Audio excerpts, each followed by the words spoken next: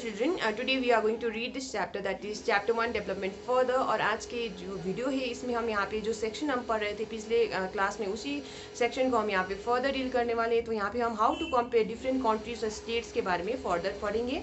इससे पहले वाला जो वीडियो था वहाँ पे हमने पढ़ रखा है कि जब हम लोगों को या फिर चीज़ों को जब कंपेयर करते हैं तो वहाँ पे हम उनके क्या लेते हैं, तो उनके कुछ कैरेक्टरिस्टिक्स को ध्यान में रखते हुए वहाँ पे हम कंपेरिजन करते हैं। तो ये जो कैरेक्टरिस्टिक्स होगा यानी जो क्राइटेरिया होगा जिसके आधार पे हम वहाँ पे कंपैरिजन करेंगे, वो क्या किस पे डिपेंड करता है, तो वो क्राइटेरिया डिपेंड करता है पर्पज ऑफ कंपैरिजन पे। तो हमने ये जो कुछ एग्जांपल्स के थ्रू पिछले वीडियो में ये बात को समझा था। जैसे कि अगर हमें डिबेट टीम बनाना है, तो अगर हमारा उद्देश्य क्या है या पर्पज क्या है, तो डिबेट टीम बनाना है, या फिर अगर हमारा उद्देश्य स्पोर्ट्स टीम बनाना है, तो ऐसे में जो क्राइटेरिया होगा वो हम अलग अलग लेंगे, क्योंकि हमारा जो उद्देश्य या पर्पज है वो अलग अलग है। तो ये बात हमने पहले से यहाँ पे पढ़ रखा है। और साथ में हमने वहाँ पे जाना कि ज़्यादातर हम जब चीज़ों को यानी लोगों को जब कंपेयर करते हैं, तो हम वहाँ पे उनके एक या फिर एक से अधिक जो इंपॉर्टेंट कैरेक्टरिस्टिक्स होते हैं उनको हम कंसिडर करते हैं, और उन्हीं कैरेक्टरिस्टिक्स के बेसिस पे हम वहाँ पे कंपैरिजन करते हैं। लेकिन जो चीज़ इंपॉर्टेंट कैरेक्टरिस्टिक्स होगा वहाँ पे इंपॉर्टेंट कैरेक्टरिस्टिक्स हमें अलग अलग केसेस में अलग अलग चीज़ें देखने को मिल सकता है। तो ये बात हमने पिछले वीडियो में यहाँ पे पढ़ रखा है। तो अब हम यहाँ पे आगे पढ़ेंगे। This is true of development too. तो यहाँ पे बताया ये बात क्या है, सही है किस बारे में भी, डेवलपमेंट के बारे में। तो डेवलपमेंट के जब हम कहते हैं कोई देश डेवलप है, कोई देश अंडर डेवलप्ड है, तो वहाँ पे भी हम कुछ इंपॉर्टेंट कैरेक्टरिस्टिक्स को लेके वहाँ पे हम देश को ऐसे कैटेगोराइज कर रहे होते, कह रहे होते कि ये डेवलप्ड है या फिर ये अंडर डेवलप्ड है। तो आगे यहाँ पे बताया गया, for comparing countries their income is considered to be one of the most important attributes. तो जब हम देशों को यानी अलग अलग देश को जब हम कंपेयर करते हैं, तो तब हम कहते हैं कि एक important one of the most important attributes क्या है, उसको जो हम ध्यान में रखते हैं वो है तुम्हारा इनकम। यानी कि इनकम एक इंपॉर्टेंट फैक्टर है जिसको हम ध्यान में रखते हुए क्या करते हैं, कंपेरिजन करते हैं। तो यही चीज़ यहाँ बुक बता रहा है कि जब हम देशों को कंपेयर करते हैं, उनका जो इनकम यानी जो देश का इनकम है उसको हम मानते हैं क्या, तो one of the most important attributes. Next यहाँ पे बताया गया, countries with high income are more developed than others with less income. तो हम लोग मानते हैं कि ऐसे दो देश है जिनके हाई इनकम से वो ज़्यादा डेवलप होते हैं, किसके मुकाबले, तो ऐसे देश के मुकाबले जिनके कम इनकम होते हैं। This is based on the understanding that more income means more of all things that human beings need. तो जब हम ये जो हम कहते हैं यानी कि जब कोई देश का ज़्यादा इनकम होगा तो ज़्यादा डेवलप्ड होगा ऐसे देश के मुकाबले जिसका कम इनकम है, तो ये हम कौन सी चीज़ के आधार पर कहते हैं, तो ये हमारे समझ के आधार पर है, जो हम कहते हैं कि जब ज़्यादा इनकम होगा तो ज़्यादा ऐसे चीज़ें होंगे जो ह्यूमन बींग्स चाहेंगे, यानी कि वहाँ पे हम क्या कर पाएंगे, वो जो चीज़ें हैं जो यानी कि जो ह्यूमन नीड्स है वहाँ पे ज़्यादा फुलफिल हो पाएंगे। इसीलिए हम ऐसे देश को क्या कहते हैं, डेवलप्ड कहते हैं। तो यही चीज़ यहाँ पे बताया गया है, this is based on the understanding, यानी कि ये हमारे जो समझ है उस पर आधारित है, that more income means more of all things that human beings need. तो जब ज़्यादा इनकम होता है तो ज़्यादा वहाँ पे ऐसे चीज़ें होती है जो ह्यूमन बींग्स को ज़रूरत होता है, यानी कि ज़रूरत की चीज़ें वहाँ पे ज़्यादा उपलब्ध होते हैं। Whatever people like and should have they will be able to get with greater income. तो आगे यहाँ पे बताया गया जो भी चीज़ें यानी what ever people like and जो भी चीज़ें लोग पसंद करेंगे, एंड शुड हैव यानी कि उनके पास होना चाहिए, वो क्या कर पाएंगे, वो उन चीज़ों को हासिल कर पाएंगे जब उनके पास क्या होगा, ज़्यादा इनकम होगा। So greater income itself is considered to be one important goal. तो इसी वजह से जो ग्रेटर इनकम यानी ज़्यादा इनकम जो है, इसको हम क्या मानते हैं, तो इसको हम मानते हैं एक इंपॉर्टेंट गोल। नेक्स्ट यहाँ पे बोला गया है, now what is the income of a country. तो अब आगे यहाँ पे पूछा गया है कि देश का इनकम क्या है।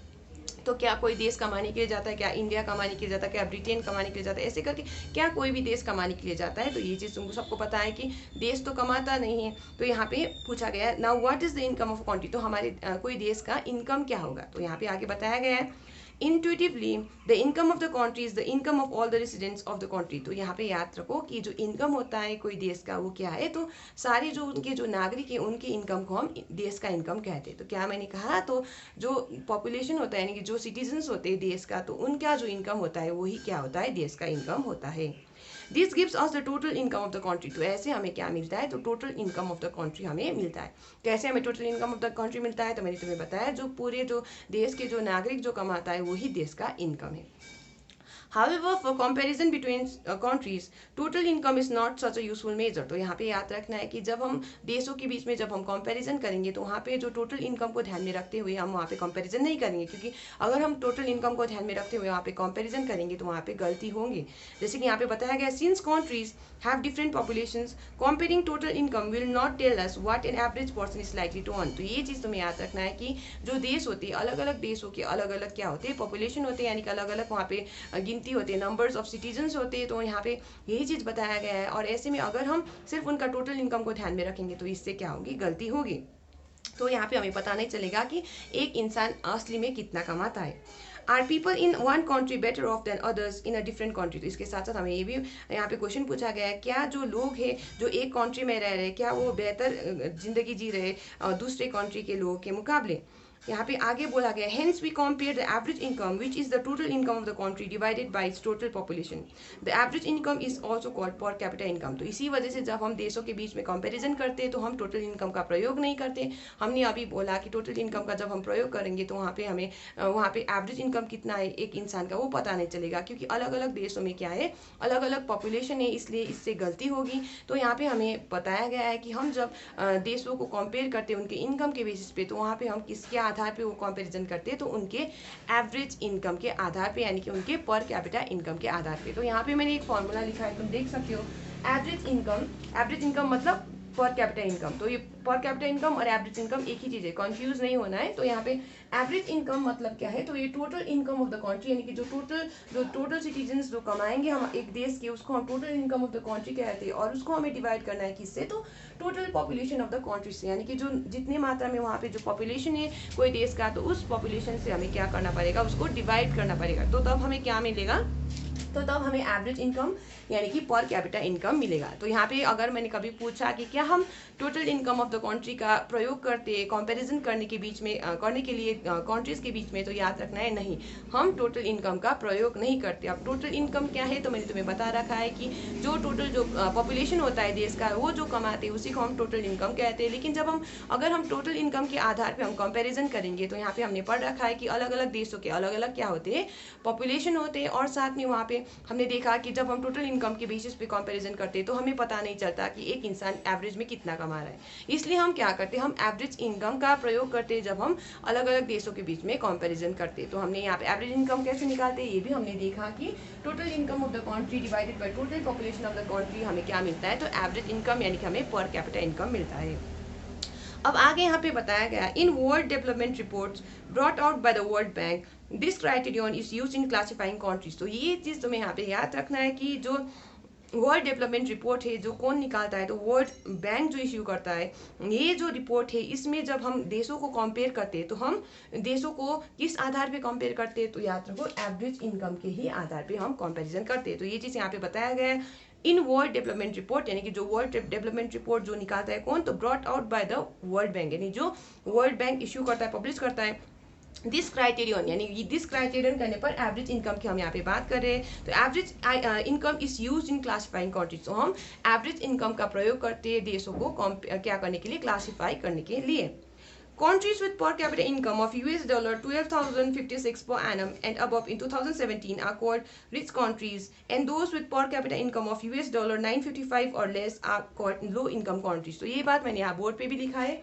तो ये जो डाटा है 2017 का है, बताया गया है, यहाँ पे बुक में भी तुम्हें देखने को मिल जाएगा कि जो रिच कंट्रीज होंगे, हम कौन से कंट्रीज को वर्ल्ड डेवलपमेंट रिपोर्ट में वहाँ पे रिच कंट्रीज के लिस्ट में देखने को मिलेगा। तो ऐसे कंट्रीज जिसके जो पर कैपिटा इनकम होगा, यानी कि वहाँ पे US डॉलर 12,056 या फिर उससे अधिक होगा पर एनम में, तो ये उन कंट्रीज को हम क्या कहते हैं, पर एनम कहने पर हर साल जो पर ईयर, इसको हम पर एनम कहते हैं। तो ऐसे कंट्रीज को हम रिच कंट्रीज में हम क्लासिफाई करते हैं। और वहाँ पे कुछ ऐसे कंट्रीज जिसके जो इनकम है, यानी कि जो पर कैपिटा इनकम है US डॉलर 955 पर एनम या फिर उससे कम होता है, तो उसको हम क्या कहते हैं, लो इनकम कंट्रीज कहते हैं।